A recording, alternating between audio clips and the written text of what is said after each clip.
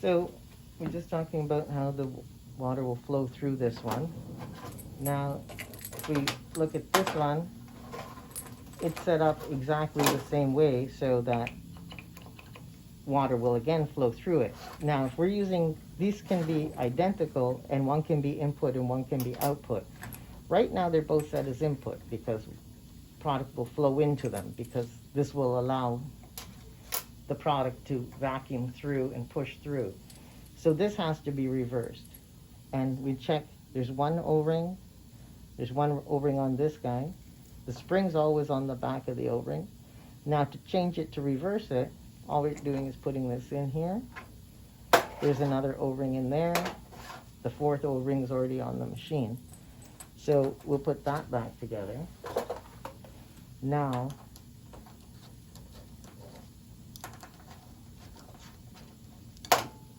product will flow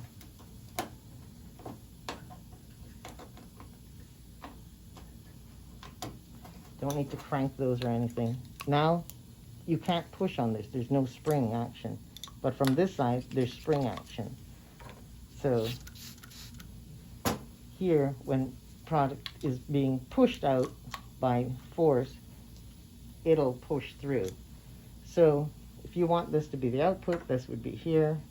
If you wanted this to be the input, this would be here. Make sure those O-rings are there again. So in that way, when there's pressure, it'll push out, product will go out. When there's vacuum, pressure will push in, and this will go in.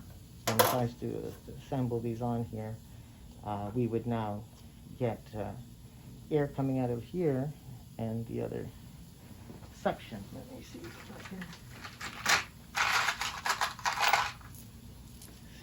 put these on here quickly.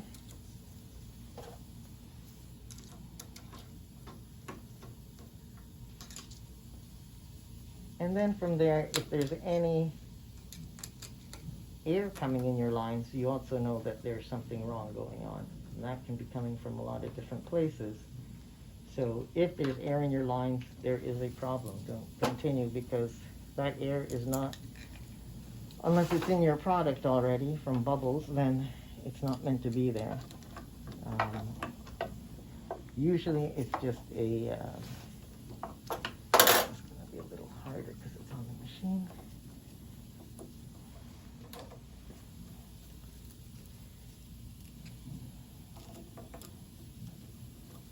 Nice to have hex balls on the end of your drivers, because then you can attack these guys from an angle, 15 degrees. Okay, so that's all assembled now. We've put the output in here, the input in here. So I'm just going to put this in here. So you can see that coming out. And there's lots of suction there.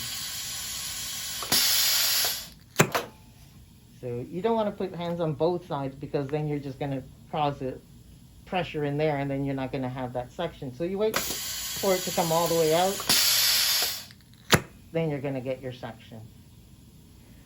So after that, you know things are going well. So you put your hoses on and just make sure there's no bubbles in your hoses, there's no water going backwards, otherwise that's somewhere between here and there.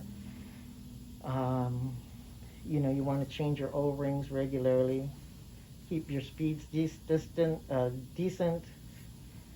Can't hurt to put a few drops of water in your piston before you start, just so it doesn't start rubbing too much. Check your piston ring if you're not getting that initial suction, because it could have been worn out just from using it without having anything in there.